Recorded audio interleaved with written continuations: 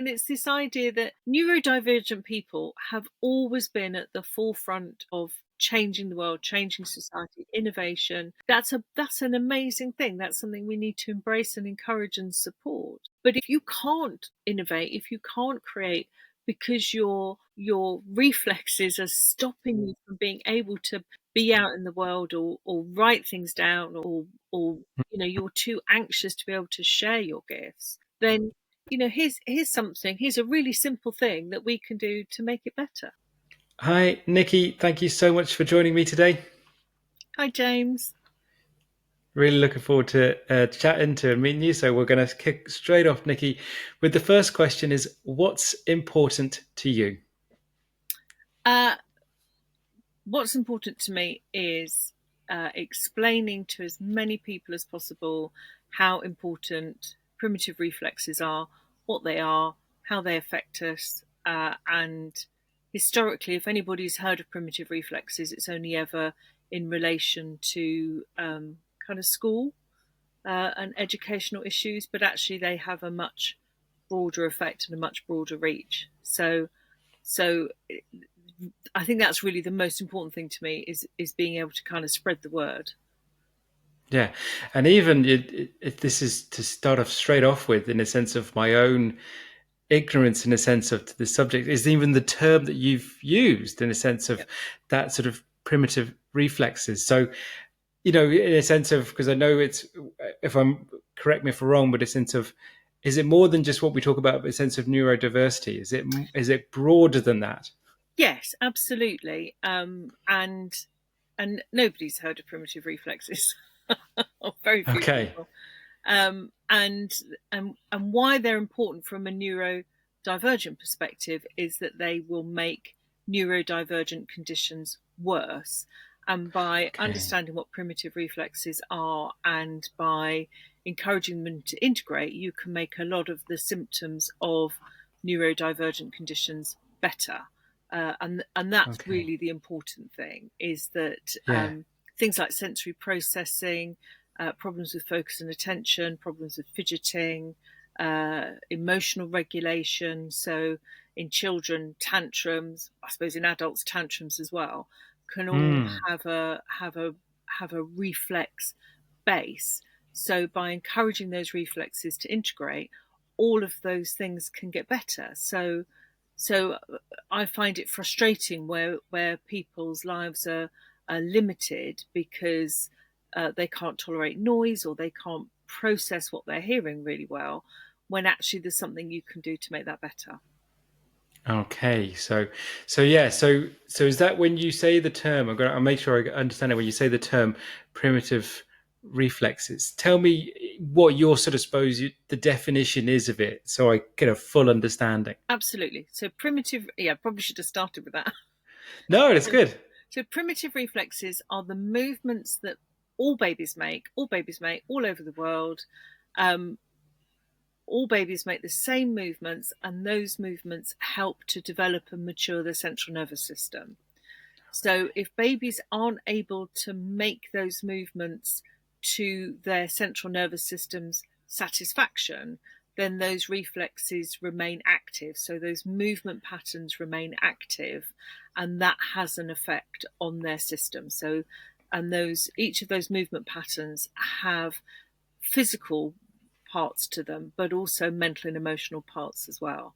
So because it's to do with the development of the central nervous system. So if those reflexes are active or what we call retained, then that can then have implications for people their whole lives. Okay, so it's it. Am I right in thinking then it's something that's there as a baby, and you're reacting as a child, as a baby, because obviously you're a baby. You don't. There isn't the element of consciousness there. You're just surviving, and then as you're developing and growing, those reflexes, would they sort of become more manageable, or more? Is it more the person just grows into them? What's the sort of process as So someone grows up with them? what should happen is that the reflexes integrate, so they don't disappear. Okay. They stay Yeah. within your system. They are just no longer active. So Gotcha. so they don't any longer have an impact on your on how you behave, or how your Yep. posture is. Whereas if they're still active, they can affect things like, even simple things like being round shouldered. I'm quite round shouldered, and all of the reflexes have quite long names, but often that's a retained tonic labyrinthine neck reflex. So tonic labyrinthine neck reflex will make people more round shouldered, because in a baby, when a baby puts its head forwards, its whole body collapses forwards. When it puts its head backwards, its whole body hyperextends backwards. So if that stays in your system, it means that every time you put your head forwards, you feel like you want to collapse forwards. So that can make it really difficult with things like with children at school. If they're looking down at their desk, their instinct is to collapse on their desk. So they kind of lie on their desk, and then they have to sit up and pay attention. And they can sit up or they can pay attention. They can't do both, because instead of sitting up being a natural process, they have to think about it. They have to concentrate on staying sat up. So then they can't think, they can't learn, because all their focus is on sitting up. So, and similarly, that then translates into adulthood. So if you've got an adult who slumps at their desk, often that's the reason. And it also causes things like, fear of heights, or if you're going downstairs or going downhill and you look down, that whole feeling in your body is that you want to collapse. So then that makes you feel anxious. So you have to hold on. So, Wow. it's a really simple thing. But also the neck reflexes particularly have an effect on processing information. So it'll affect your ability to work out time or space or sequencing. So all of those organizational skills can be linked back to retained neck reflexes. So they have a really big Yeah. impact on our lives. Yeah. Well, it's I'm not, I have to actually take a sec because I'm just sort of mind blown type of thing. Even just that most sort of um, from my perspective, simplest of sort of examples of what you're talking about in the sense of, because I can imagine the child there. But it's the point you said though, is it's because it's something that is innate within the child in that regard. Yeah. That, as you say, that whole thing of them having to being told then to sit up Yeah. is taking so much of their own sort of process in sense of energy, concentration, that to then do something on top of that, Yeah. whether it be the learning or whatever. So then it's the assumption then, if again, is the child's just lazy or, Yeah. you know what I mean? Yeah. They're not paying attention, or and when they're sitting up, it's almost like, am I right thinking they could be almost over exaggerating that they're sitting up then? Yeah, So then it's almost because you're like, having to then think they'll be, about it. yeah. And then it's almost like then they're considered the child's being cheeky, because it's almost that the adult will assume that they're kind of, you know, taking the mick a bit because they're the over exaggeration, but it's actually, Yeah. well, no, that's what they have to do in order to stay up. Yeah. So is there a constant, obviously you've been doing this for a number of years now, is there a constant misunderstanding then between people? Absolutely, absolutely. And I think that's one of the great gifts of understanding about primitive reflexes is it gives you a real insight Mm. into why people do some of the things they do. So the majority of people I see have retained fear reflexes. So there's two main fear reflexes: a fear paralysis reflex, which shuts everything down. So those are your people who are really phobic, who can't leave the house, who can't Mm. speak up in meetings, who are selective mute. It affects things like blood pressure, your immune system, breathing problems. So that's sort of the first part. And then we have one called the Moro reflex, which is probably the only reflex that anybody's ever familiar with, which is the baby startle reflex, which triggers the fight flight response. So there you get Mm. people who have tantrums or are unnecessarily aggressive or very controlling. Um, and actually, that's the reflex where lots of sensory problems sit. Mm. Uh, and what these fear reflexes do is they don't make you frightened, but they stop you from feeling safe. So if you Mm. then see somebody who behaves in this sort of unnecessarily aggressive manner, or flounces out of the room and slams the door, and you think, well, what was all that about? If you can change your perception and actually see that the problem is that they don't feel safe, that Yeah. actually this all comes from fear, it changes your perception of how and why people behave the way they behave. So if, for instance, at work somebody's looking for reasonable adjustments and they want a desk at the back of the room that's quiet, if you understand that the reason they need to do that is because if they're in a busy room, they're anxious because this reflex keeps getting triggered, then you have much more understanding of why people need these kind of support.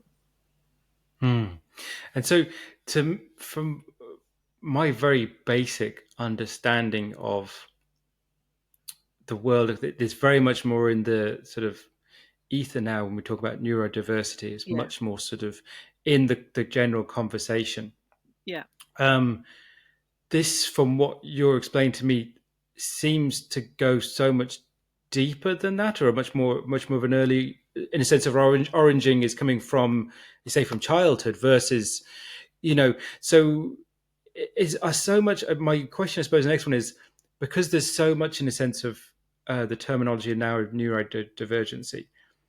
Is some of it not neurodivergency, but it's more these reflexes, or is it, or are they all interlinked, or are some of them separate? Is it more that this is just part of it, or is it separate? Is it, you know what I mean? Is there, because I don't It's want to say that the thing of scale on that, what I mean, is it separate, or are they two? Do they come together? They come together. I think people Okay. who are not neurodivergent can have retained Mm. reflexes as well, but in my experience, they have a much bigger impact on people who are neurodivergent. Yeah. Yes. So, Gotcha. and I think if you think that neurodivergent conditions are all on a spectrum, we know that autism is on Yes. a spectrum.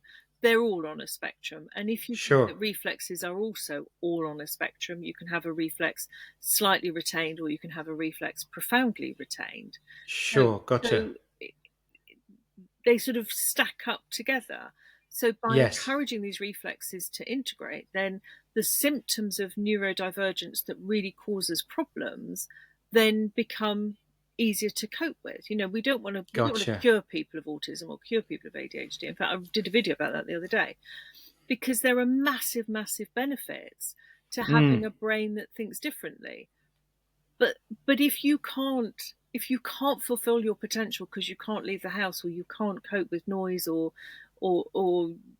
you're ill all the time, and Mm. this is a really simple solution, because you integrate reflexes through movement because they're movement patterns.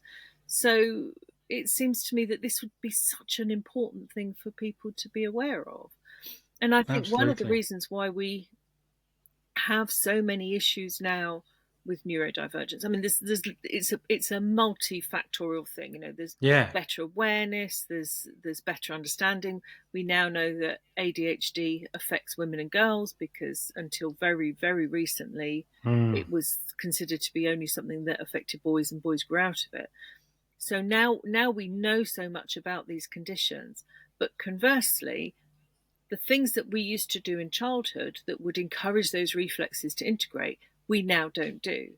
So Right. so the nursery rhymes that we used to do in childhood, the games we used to play, going to parks, the fact that children moved so much more can all Mm. encourage those reflexes to integrate, and now they don't. So I think that because now the reflexes are more strongly retained, then similarly often the symptoms of those neurodivergent conditions tend to be worse.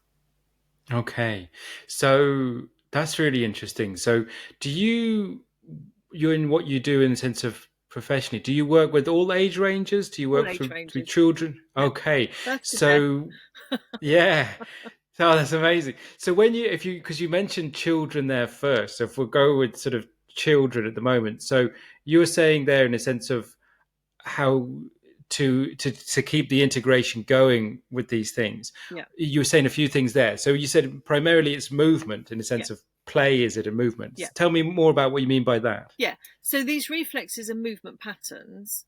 So to encourage them to integrate, you need to move. Now, because reflexes develop and integrate sequentially, if earlier reflexes are still active, then that can then interfere with subsequent integration of later reflexes.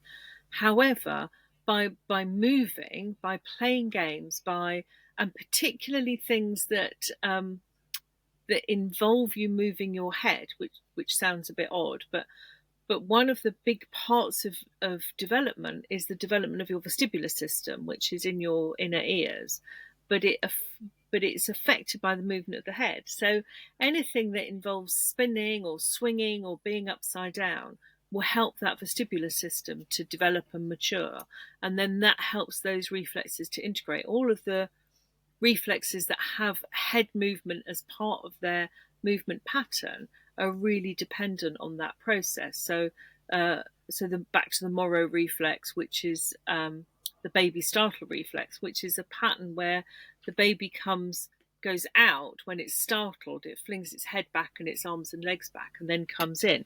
So there's that movement of the head. The neck reflexes that we talked about is movement of the head.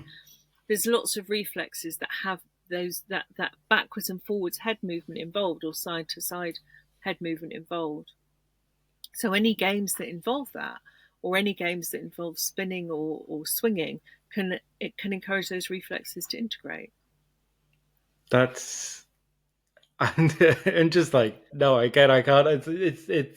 It's amazing, but it's like, so when you're saying now when you're working, so is it a case of because of change in just society that kids and children aren't doing these things as often as they would have been in previous generations? Yeah, I think so.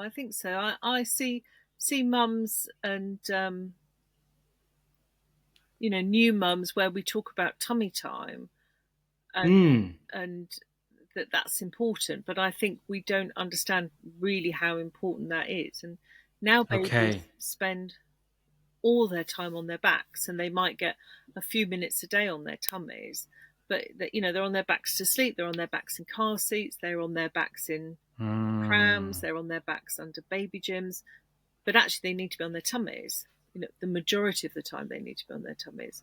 So that's a really fundamental change in a very short space of time, in how we bring our children up. And just when you go to the park now, there's a park near where I used to live, and a lot of the time it was just empty.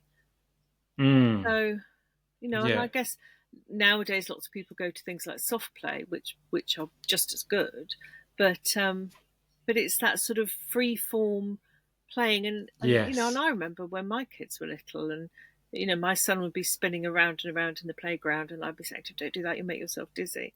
All those things you tell your kids off for doing are things that they're doing because they need to do it, because it matures their system. That's really interesting. It's funny when you do step back and you think it's purely play, or the perspective of it's just get them to run around and tire them out type, that sort of cliche in a sense. But there's so much more in the sense of the development going in the background. So, and it was interesting you said the point there again about even with babies and the whole thing of sitting in that way, versus being on their stomach, because it made me immediately think of in adulthood as well. That's very much our way of being. It's we're sitting in cars, we're sitting at desks, we're sitting on transport, we're sitting in, you know what I mean? It's everything is that sort of back facing and front facing type thing. And I remember a few years ago I did previous sort of did personal training and things like that. And one of the things that would always come up in that perspective, from a physical perspective, was they call it the posterior chain, the weakness in people's backs, the weaknesses in people's legs, weakness in people's glutes, like, all those, because we're always the forward thing. We're computers driving, so there's an element of it going into adulthood as well, this sort of position as well. And does that then have a So is this, I suppose the next question is, does then posture have an effect on these things? Just the way Well, we carry ourselves? it's the other way round.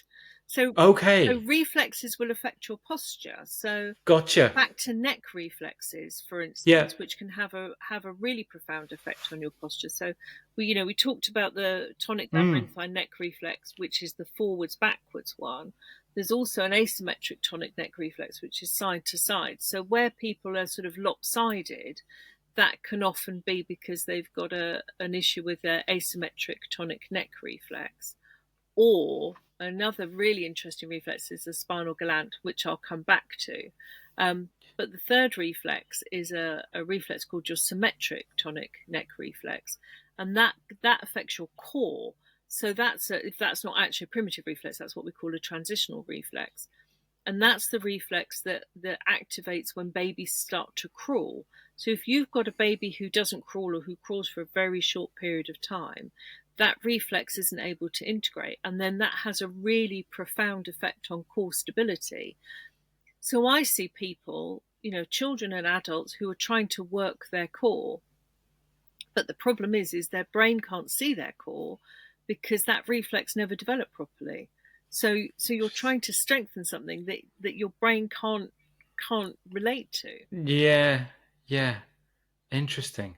And what's the one that you said you'd come back to then? So the spinal galant reflex is a really interesting reflex. So that sits Yeah. either side of the spine, of the lower lumbar spine, and because it's either side, it can be retained one side or the other. So if it's only retained on one side, that can give you all sorts of back problems. If it's retained on both sides, it tends to give you sort of lower back problems.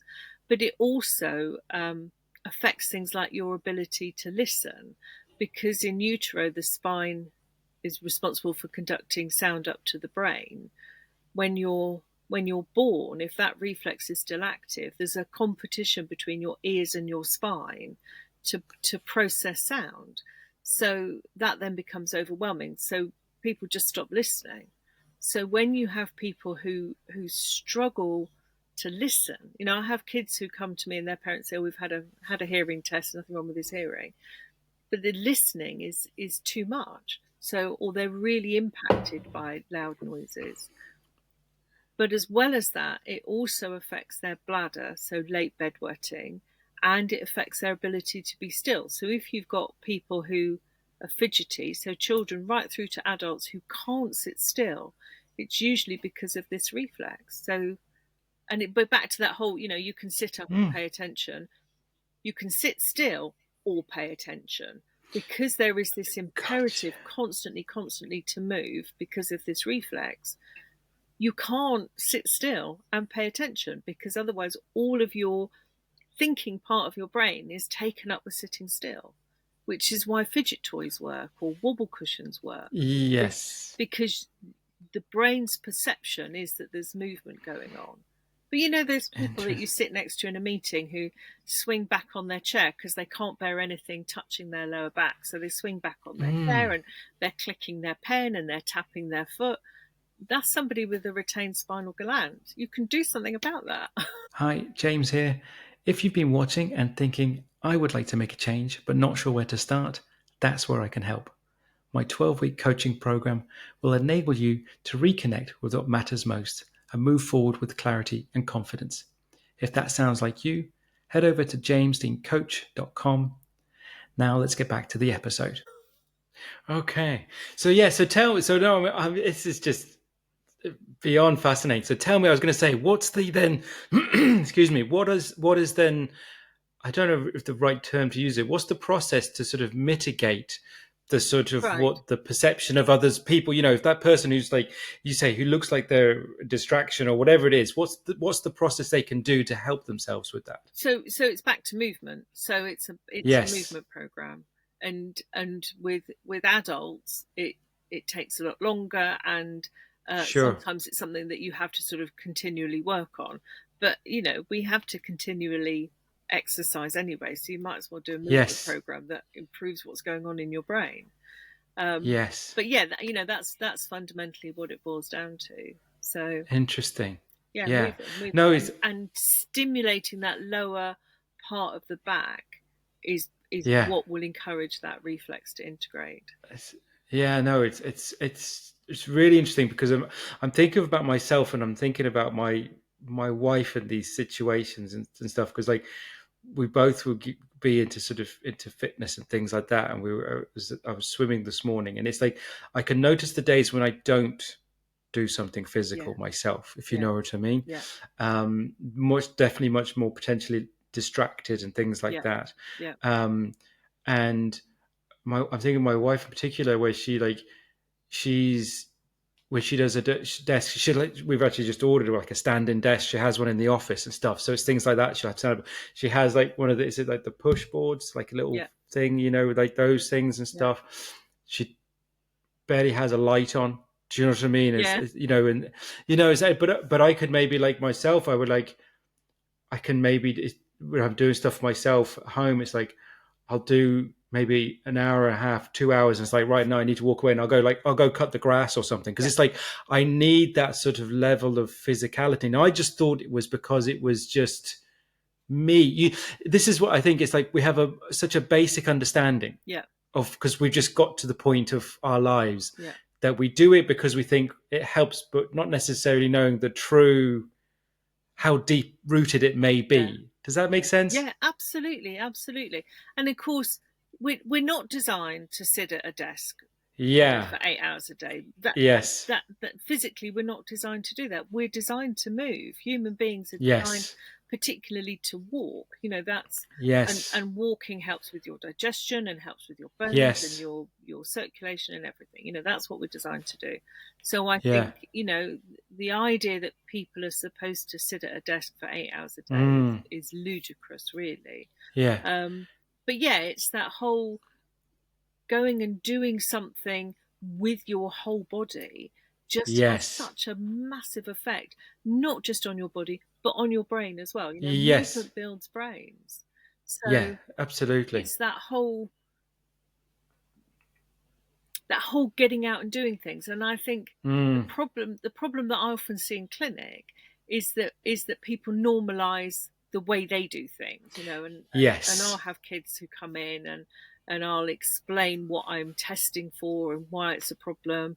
And parents will often say, oh, well, I do that. Isn't that normal? I go, well, Yes. I've not yet met Yeah. anyone normal. So, Yeah, absolutely. And I think, yeah, and it's a really, really interesting point, because and this as well now, because you've got the sort of working with all the age ranges now, and obviously you've been doing it for so long, a sense of, there was an element of the stuff that I've watched and looked at recently to do with diagnosis, should we put it for a better word, of people with different divergences, yeah, that people weren't diagnosed, especially women and yeah. girls, going back a couple of generations or even just one generation. Yeah, it's So really it's really research in America in yeah, 2021 that has really sort of opened the gateway. So 2021, 4 years ago, yeah, that's exactly. really what, So what what changed things for women and girls.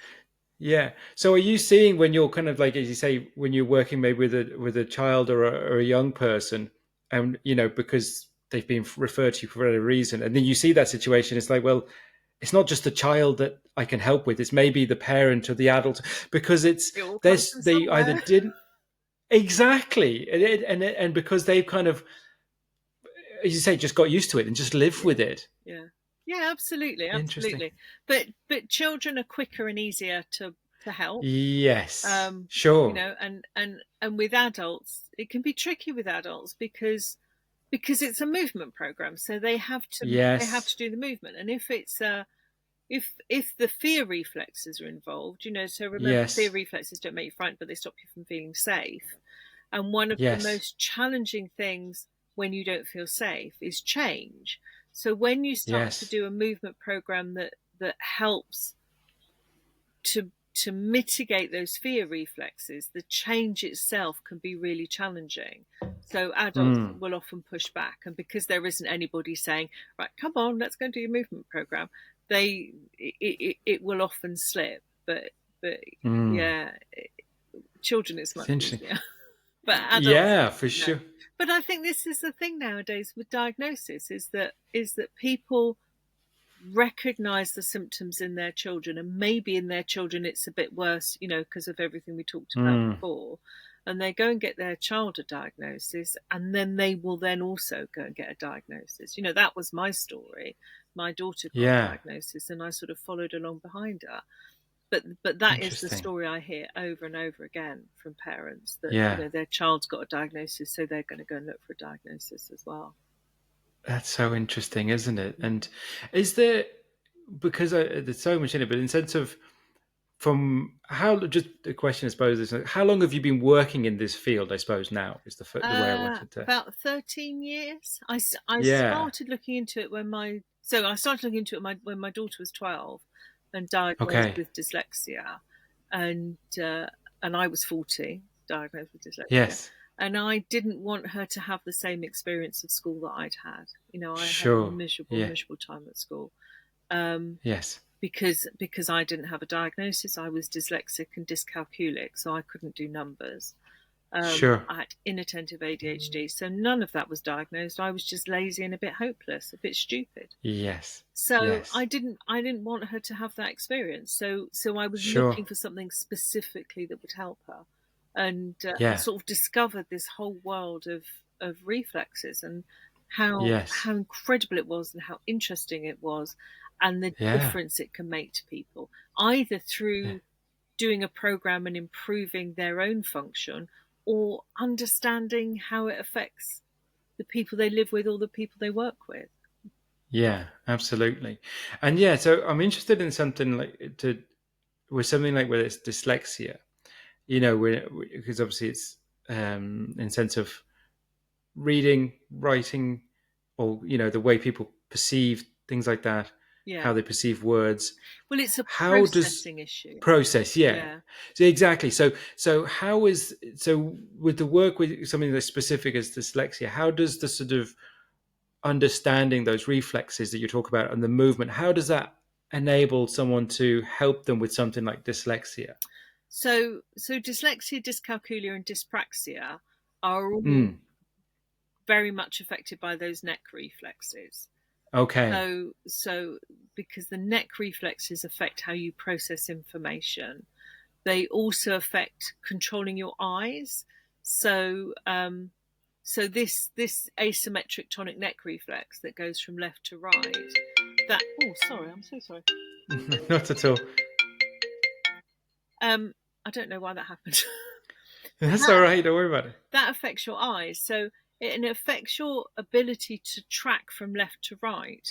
So if Oh, you struggle to track from left to right because your neck reflex is unintegrated and you can't control your eyes properly, that then immediately gives you problems with reading. yes. If you It also affects how you hold your pen and how you use your pen. So that can affect your handwriting, and it can affect the ability to get your ideas down the page and onto paper. Similarly, you have hand reflexes that do the same sort of thing.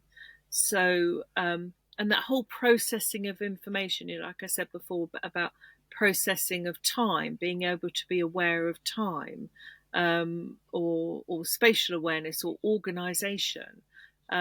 All of those things are affected by neck reflexes. So you can work on neck reflexes, and Yeah. those dyslexic symptoms improve. That's so fascinating. And And again, I was. simple, that's the thing. Yeah. So Oh no, simple. absolute. Yeah. No, absolutely. And it's because I was thinking about myself though. As soon as you were saying about like the the handwriting, I think for myself personally, that was like I can guarantee that on every school report that my handwriting was as shocking as it was. And then and even now, like I had this thing where it's like I can talk, and I can remember and I can express in a sense in a verbal way. Yeah. If you ask me to try and write it Yeah. or type it, Yeah. I'll end up saying the same sentence 5 times Yeah. typing it. Yeah. So it's like my sort of, and I was like, but I could say it out loud. I could recite you something. I could talk like to you the first time we meet, and I'll be absolutely fine. Yeah. You ask me to write you something, Yeah. and I'll just. It's the process. So when you So is it like, because there's, I always like, to me sometimes like I feel like it's like there's a misconnection between my fingers and my brain. That's the only way I can Exactly what explain it it. is. Okay, so because then you think, am I going mad? Yeah, You know what I mean? That because you say like if in one context, like I've done talks, and I mean, people say about the fear of public speaking, for example. yeah, I've no fear of public speaking because I know I can express myself, yeah, I know I don't need to, I won't forget, or if I do forget what I was going to say, I'll be talking about something else. It doesn't matter. yeah. So that was not necessarily a fear, but you asked me to try and write about it. Forget about it. Like the ideas will just, it'll be all, it won't come together. It won't make as much sense if I spoke it. Yeah, yeah, Yeah. yeah. So that's a neck Interesting. reflex issue. So Okay. you can work on your Interesting. neck reflexes and possibly your hand reflexes, Yeah. and Yeah. you'd find all of that would improve. That's so interesting. It's this is what I find it interesting in the sense of even just this brief conversation so far is the fact that it's like my assumption of that sort of the I don't know it's not I don't want to say treatment, that's the wrong word, but the working with people, Yeah, how you would help yeah. improve them. My assumption of it is more of the same that they find hard, which obviously doesn't make any sense. It'd be like, oh, you have trouble writing, do more writing. You know what I mean? No, It's like, that's completely counterproductive, because yeah, yeah, if you struggle with writing and you do more writing, all that's going to do is make you more stressed. Well, if yes, you're stressed, nothing's going to change. totally, Nothing. When you're stressed, everything locks down. So completely. it's completely counterintuitive. So actually, if you're having problems with writing, the things that will improve writing are things like climbing and I can't think off the top of my head, but Yeah, it's those kind of, because the movement, the asymmetric tonic neck movement in a baby is the baby will turn its head to the side, and the side that it turns its head to, that arm extends and the opposite arm comes in, and the same thing happens with their legs. So you get this sort of movement. yeah, Okay. So if you're trying to write, every time you turn your head beyond that sort of central midline, this arm wants to come out. So you have to hold it really tightly to be able to keep it on the page. So then you end up with these really difficult mm, handwriting issues. So also it makes it difficult to ride a bike. Also, with people, with adults, if they're driving a car, if they look over their shoulder or look at their sat nav or whatever, and they do that little swerve, it's the same thing, because the side they're looking to, one arm wants to extend, the other arm wants to come in, and they're on the steering wheel. So if ever you're in a car with somebody and interesting. they swerve for no apparent reason, often that's why. So yeah, so it's working on that gross motor Yes, skill, those big arm and leg movements and head movements, that's going to help with the handwriting.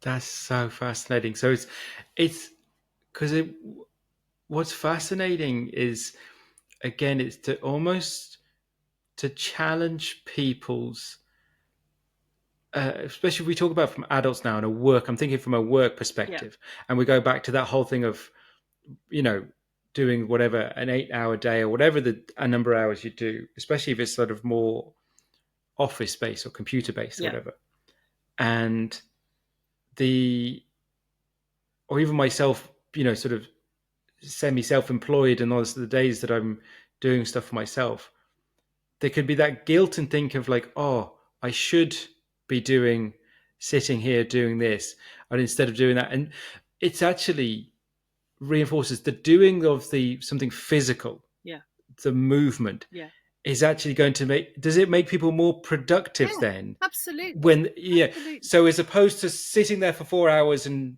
driving yourself mad, Yeah, you'd be more productive in an hour if you did some yeah, movement, for yeah, example. yeah, yeah. It's Definitely, definitely. and And this it's thing at does school now, where I was going to say in schools. breaks are smaller and less Yes. frequent, and they do this, run a mile every morning or whatever. Actually, if they got the children moving Yeah. more, playtimes more frequent and more adventurous things, where they're moving their body rather than just running around, that's really going to make a difference, a massive difference. Yes. And Yeah. but because we live in this society now where there was a school local to us who had a trim trail, so like an assault Yeah. course, things to climb over and Yeah. swing on and climb on and all that. And there was a little boy who fell and broke his arm, which was really sad for him. Of course. But the parents then sued the school, and the school closed it down. So Jeez. and this is a problem, kids fall off Yeah. things, but Yeah. generally they bounce. But actually, by restricting that movement, the climbing, the Yeah. being able to go upside down, the being able to take risks, risk taking as a child is really important from a developmental perspective. So these sort of things are really important for developing your brain, not irrespective of what it does for your body, but when you look at it purely from a brain development perspective, it's so important. And we sort of discard it all. We make it all very, very safe, and it doesn't have the same impact on developmentally that really we should be doing. Yeah. And does this, because we were talking, is more, I suppose, the things we were discussing there is very much in a sense of, I don't know, say the traditional sort of intelligence, and we were talking about writing and calculations, dyslexia thing. But does this also have an impact then on emotional intelligence as well? And absolutely. Yeah. And is that something that you're seeing presented to yourself more? Is it a mix of everything, or is it is there one more than anything in sense of those sort of emotional? Everything. It's a mix of everything. Yeah. And the fear reflexes sort of override everything else. And I think COVID, the pandemic, the lockdown, I think that had a really profound effect on people, and particularly on our children. And I think we're all so busy going, oh, the pandemic's over and we're all getting on with our lives. I think we've forgotten really the massive impact that had. You've got children who for sort of more or less 2 years of their lives were being told that the world is a dangerous place and that people are dangerous and it's not safe. To not realise that that's had a really profound effect on them developmentally, I think is a really big mistake. We're not addressing that at all, and I think this is one of the reasons why we're having this massive mental health crisis. Is that you've got a whole I don't know, multiple generation of people who were frightened. Yeah. And then I suppose I think it's also that thing of that through whatever, for better or worse in sense of technology, that information is much more available to everyone than it was before through the use of phones, tech, and the rest of it. That that was COVID one thing. I was wondering, just from a wider societal perspective, in the moment that we're living in it right now, and in sense of what we're seeing around the world, one between climate, war, all these sorts of things. Do young people or people present themselves with those things in sense of those wider societal things along with COVID? Is it that fear thing? It's more just this sort of existential angst. Yeah. Yeah. So back to fear reflexes stop you feeling safe. I see people, children and adults, who fundamentally don't feel safe in the world. Wow. But the world doesn't feel like a particularly safe place at the moment. Yeah. But it's again, it's that thing of the element of sort of when someone presents themselves with that sort of with a manifestation of sort of a neurodivergency or something, in the sense that someone doesn't deem acceptable, quote unquote, in the sense of the way they present themselves. Yeah. There's an immediate surface level, it seems, of diagnosis, and it's just like, oh, so are we lacking, I suppose, the work that you're trying to do in a sense of going that little bit deeper? Is as much as there's so much more knowledge and research now, it feels like from talking to you that there's much more that could be done fundamentally across the broader and then individualistically as well. Definitely. definitely. Yeah. Definitely, and this is why I'm so keen to talk to people about it. Yeah. And because I run training courses, Sure. and I'm really keen to get other therapists to come and train, irrespective of Sure. what discipline they work in, because I think an understanding of reflexes can really help. Yeah. But Yeah. Yeah. but similarly, I've trained teachers and parents and HR professionals, because if you run an office, or you run a company from a human resources perspective, having that understanding of of why people are struggling and why they need um, support, and what those reasonable adjustments can do for somebody, I think can Mm. make a really big difference. Yeah. Because I think the point that you said, even with the talk about the children and individual sort of, they're not. Um, I'm not saying to everyone, but they're not massively. Am I right to think it's not massively complicated things that can be done that will No, help improve? no, it's and that's the beauty of it. It's really Yeah. straightforward. It's really Yeah. straightforward.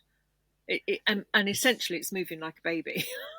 Yeah, yeah, yeah. It's so interesting again though, because it's like when you say that, because I'm going back to again my when I did my, it was about, gosh, nearly 10 years ago, when I was doing my personal training qualification back then, and one of the things we were doing about was again physical movements, and they were talking about like how we can lose things as adults as well from a Yeah, from a physical perspective, and the whole thing was, I remember our tutor or whatever at the time, he got us all to try and do the whole thing of how a baby will get themselves up. yeah, The initial movements is like they're on their back, and then they're able to roll onto their tummy without using your arms or yeah. legs. Just that Because sort of that's a talk. reflex. That's a Yeah, reflex. How babies go from their backs onto their tummies is a reflexive movement that yeah, so we should interesting. lose, because if we don't lose, Yeah, that's what causes the problem. interesting. But it, like, we're talking about the whole anatomy type thing, to how it brings you up to where you are now, and how certain things are babies and versus adults. It's so interesting that's a so is that sort of that movement that I just spoke about in sense of babies, Yeah, that's obviously, you said, like, if it should happen in theory at all a point in time. I suppose this is the thing that you're saying, going back to the beginning, these are all sort of standardized developmental things in yeah, babies. yeah. That babies do Interesting. instinctively. all all around are so interesting. Yeah. So I keep going back and forth between the age ranges now. I find it so fascinating. Tell me more things you were saying you're doing. So obviously you do sort of, is it yourself in sense of one-on-one, and then you do training as well. So tell me more about what you actually provide, or the services you do. Yeah, I'm so interested. so people come to me, and I see people face to face. I don't really like working Yeah, over Zoom, but I sure.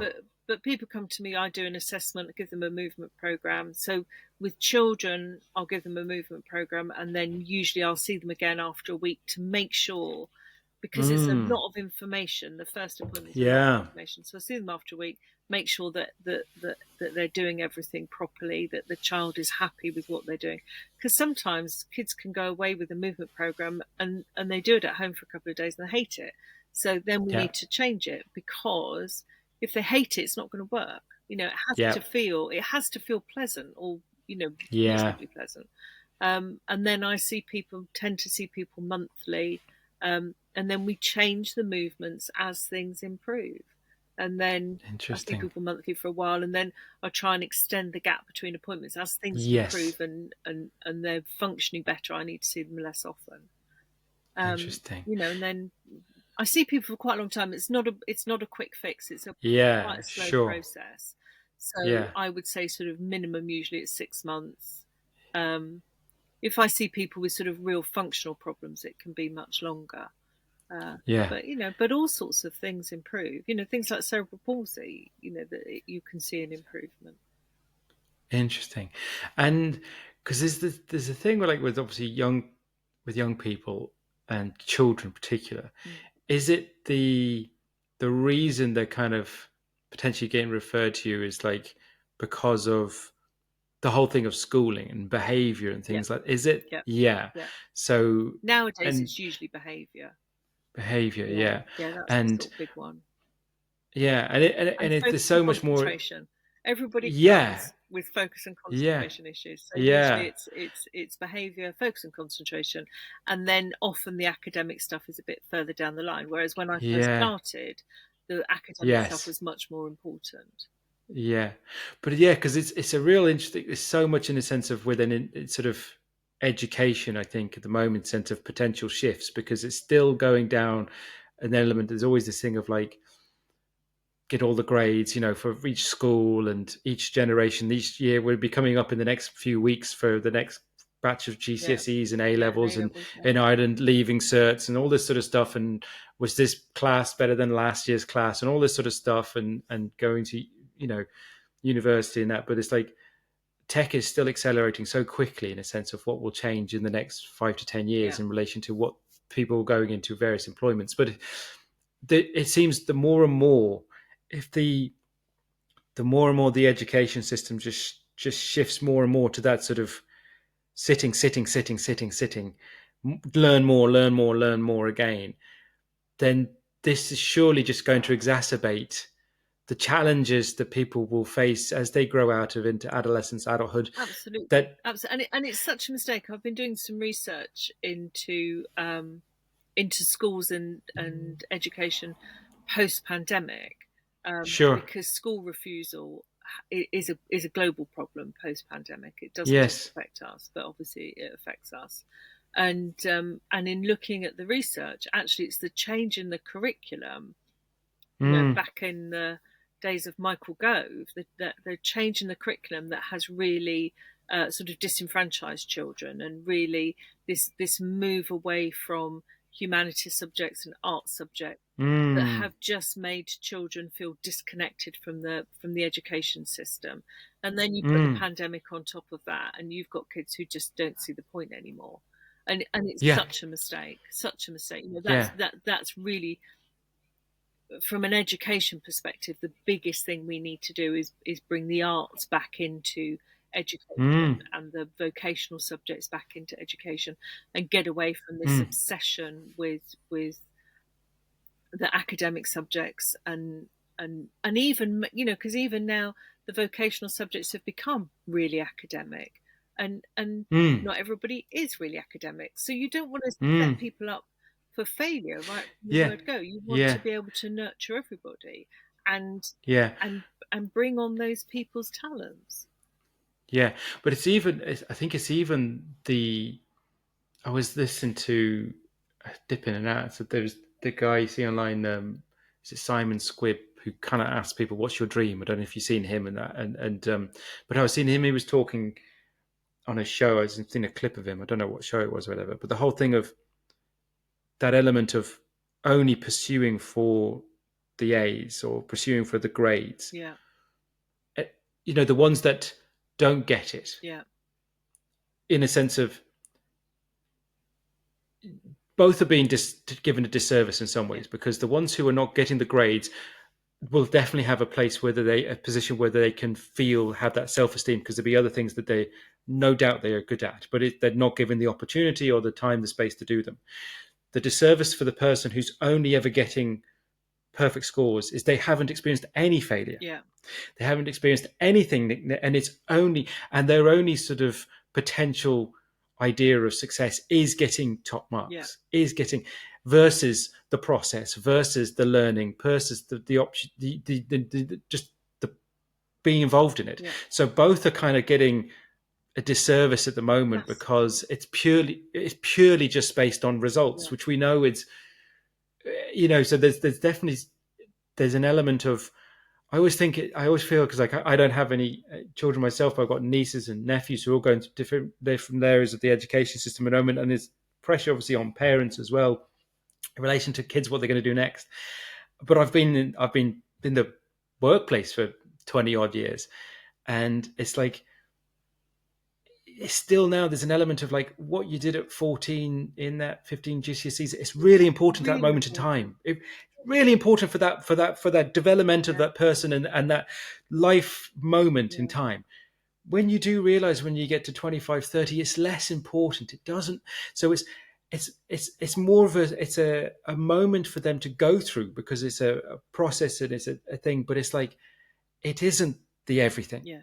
It, and it's trying to everyone gain a bit of perspective of what people will be able to do and change. Yeah. And but if you say, if you're going back to the work that you're doing, it's like it really can hamper them, I'm sure, that you come to the point with, you said, you briefly touched about your own personal education Yeah. experience.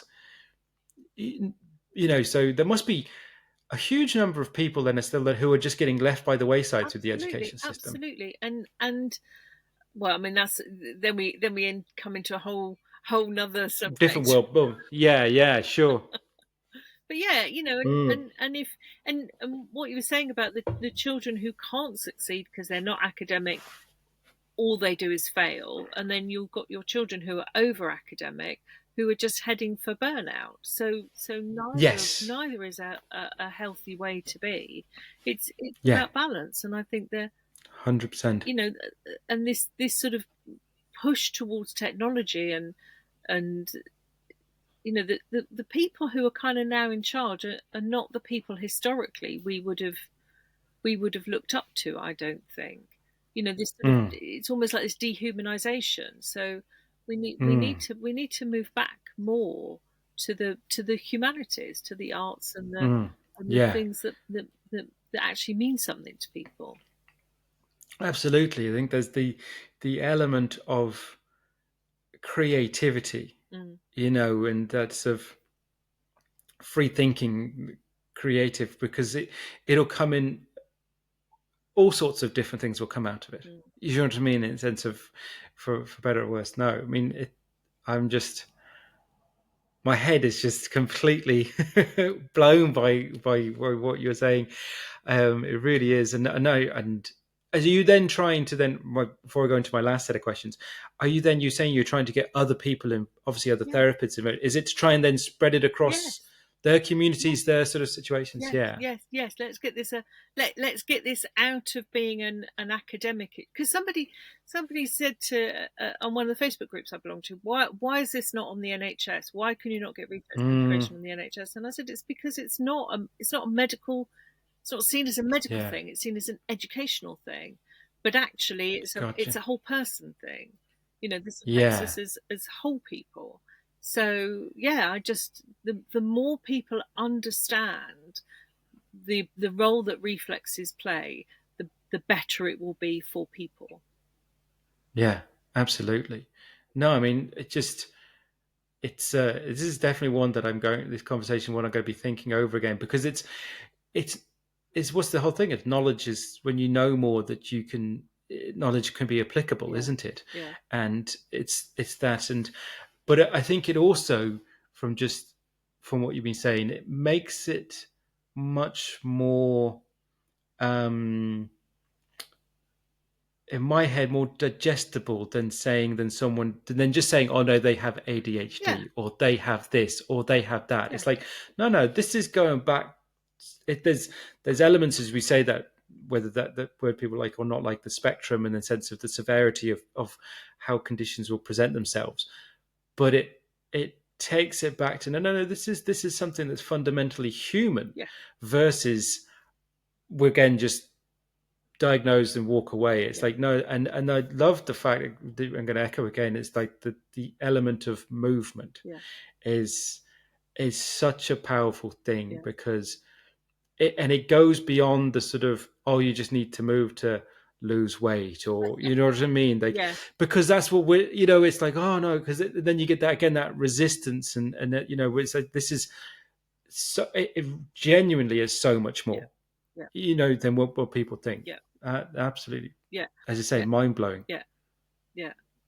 It changes people's lives, Hundred and that percent. and that's the important thing. And it's this idea that neurodivergent people have always been at the forefront of changing the world, changing society, Mm, innovation. That's an amazing thing. That's something we need to embrace and encourage and support. But yeah. if you can't innovate, if you can't create because you're your reflexes are stopping you from being Yeah. able to be out in the Yeah. world, or write things down, or you're Mm. too anxious to be able to share your gifts, then Yeah. here's a really simple thing that we can do to make it better. Yeah. Because I was think of just again, just wanted to ask it earlier. I forgot, but it's in relation to the sort of people that I sort of work with from a coaching perspective. Mm, And one of the things that we come up with some from a coaches is always about things like comes up as confidence. mm, And one of the things I hear over and over when I talk to people is like, I just want to be able to be myself. mm, And that very much that sort of, well, what does that actually mean, and things like that.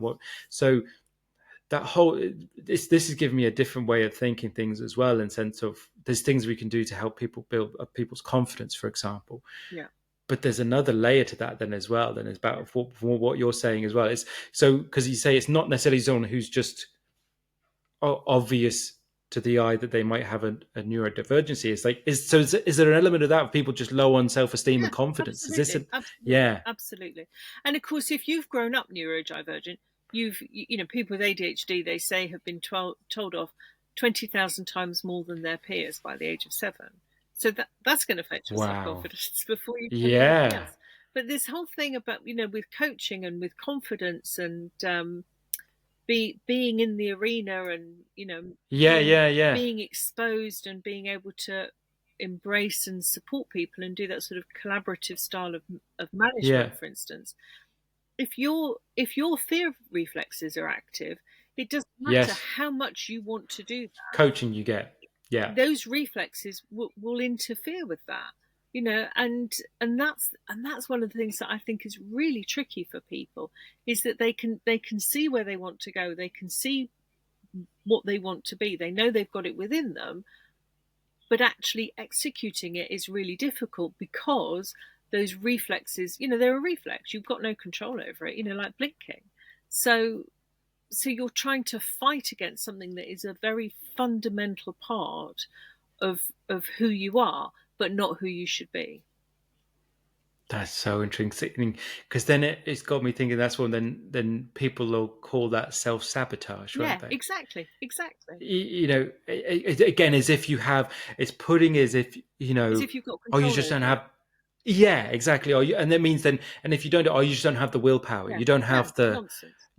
it's, yeah, oh no, this is just, I'm sold. Like it's Come on my course, Chris. because it's, Come on my course. yeah, no, but it's making so much sense though, because you'll have, and I think this is also because it'd be, am I right to think it could be particular to for people in particular areas as well? So say for myself again, it was like I'll happily talk to the person on the street, or talk to a person in a crowd, or talk to whatever, Yeah, like, but as you say, my sort of reflex to sort of write and type yeah, is different. yeah, So it can be quite specific yeah, to a person as well, in the sense of how it presents and when it yeah, presents as well.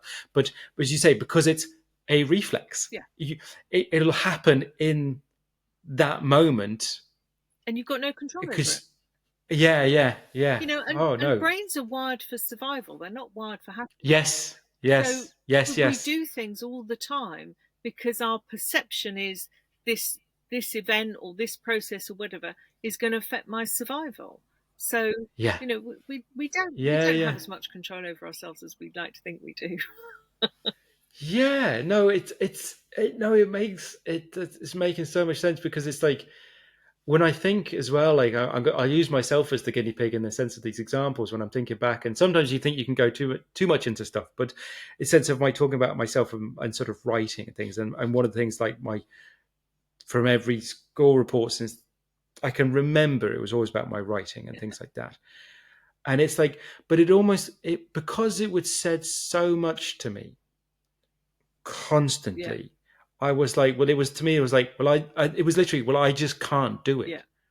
That was the sort of the perception, yeah, was just like, well, I can't do this. I'll never be able to do it, because I've been, as you said, been told by anyone and everyone thousands of yeah, times, you yeah, can't, but also that I should be able to. yeah, At that, at this age, or at this, he should, yeah. That's the and so worst it's thing, like, I think. it Yeah, is, yeah, yeah. yeah. Why can't everybody else can do it? Why can't I do it? What's wrong with me? Yeah, Yes. And then when you're told that, and I was at a time, and whether it's still the same now in school, I don't know, but it was like you were told that publicly as well. It was in front of the entire class. It wasn't like it was told you on the QT or yeah. anything. It was you were told in front of everyone, like, you know what I mean? So you've also got that element of for people in that as well, in the sense of the other, being per people. I'd say the other one that big comes up is I wonder if this comes into your world as well, as the fear of other people's opinions. Yeah, You hear that? yeah, The what do other people will say? The judgment, I yeah. suppose, the But judgment that's the complex and stuff. survival thing, isn't it? You don't want to Yeah, be ostracized from your yeah, tribe. from the Yeah. group. Yeah, exactly. And so all of these different sort of, again, ways they can be done can be all sort of, can everything kind of have an element going back to some one of these reflexes, do you think? Well, in my world, they do. Yeah, sure. You Yeah, know, that's the absolutely. filter Well, I see things through. yeah, But yeah, for sure. yeah, I think a But lot no, of the absolutely things we fascinating. struggle with can be Yeah, reflexive. Yeah, yeah. yeah. But no, not No, everything. that's it's a, Not everything. yeah, but yeah, sure. But I mean, but But it's things like, uh, uh, overeating can be a yeah, retained hand reflex. sure. So, Yeah, you yeah, know, yeah. But it's and I think as well that I think with any sort of way of that can help a person improve the quality of their yeah, life in some ways, which I'm sure you've seen yeah, over a decade of working with people, is like, well, no, I know it does yeah, work. yeah. I see If it all like the it's like I time. think, yeah, and I think it's probably like every sort of thing out there. It's like it's kind of, again, like coaching. It's only if the person is, it has to fit. It has to work with the person that you're working with. Absolutely. There has to be buy-in. There has to be to do the work. So it's not like is it a fit probably for everyone? Not that everything is a fit for everyone. So No, it's no, it's no. but it's And also it's about it, timing as well, I think. So, sure, it's easier to work with young children and it's easier sure, to work with older children and adults, but that sort of, sure. 11 to 16 age group is tricky as well. I'd Yeah, yeah, yeah. I'd say that the changes that the young adolescents is Yeah. yeah, probably to get them to do anything, let alone a movement program. Very good. I say, Nick, it's been an absolutely so fascinating to chat to you. It really has been. Just my last few Yeah. questions. So the first one I'd like to ask everyone: are there any quotes or phrases that are important to you? I think movement builds brains, and I think Yeah, all behavior is communication. yeah. I love that. Yeah, no, I love that. Yeah, movement. It does. No, absolutely. And I think you've proved it more so in this Yeah. conversation. Who do you think have been the biggest influences in your My life? daughter. Yeah, My absolutely. daughter. Yeah. Yeah. And how, obviously, I wouldn't want you to go tell your daughter's story, but it's like, has, did she then have a better experience, do you think, after being able to go than you went through? Did did it get it in time, I Uh, suppose? I think it was just different. I don't. Sure, Was it better? I don't know. I think the school system, I think, was tricky, and you sure, know, we, she had different things to deal with than I did. sure. So Yeah, yeah, yeah. It's but it's led you down to this yeah, yeah. career And path, there's hasn't so it? And what many you're doing now. inspirational people, that I've Sure. worked with and learnt from, and I mean, Mm, I'm so grateful really to everybody on this whole yeah. journey. Yeah. Absolutely. As I say, it's been absolutely wonderful to chat to you. I have one more question for yourself, Nikki, which is, what's important for your future? Oh, getting the word out, James. Yeah. Getting the word out. That's the most important thing, I think. 100%. Well, I hope that this chat has helped a little bit to way towards that. I want to make sure that people you do get the word out to people, and you get to spread your message. So I want to make sure people can know how to follow and connect with you. We'll make sure any links are in the show notes. But if you'd like to give a shout out of where people can follow you online. Yeah, so Facebook and Instagram, I'm Organised Mind. LinkedIn and TikTok, I'm Niki McGlynn. And my website is organisedmind.co.uk with an S, Fanta- not with a Z. Fantastic stuff. Fantastic. So yeah, so all those links will be in the show notes as well for anyone who wants to connect and follow with Niki. So make sure you do check them out. Niki, once again, thank you so much for chatting to me today. Thank you so much. I really enjoyed it. Thanks for listening to What's Important to You. If you enjoyed this episode, follow or subscribe wherever you get your podcasts. And if it resonated, share it with someone who might need it too. I'd love to hear your thoughts. Leave a comment or ask a question, and let's keep the conversation going. I'm James Dean, and I'll be back soon with another real conversation to help you reconnect with what truly matters. Until then, take care and stay curious.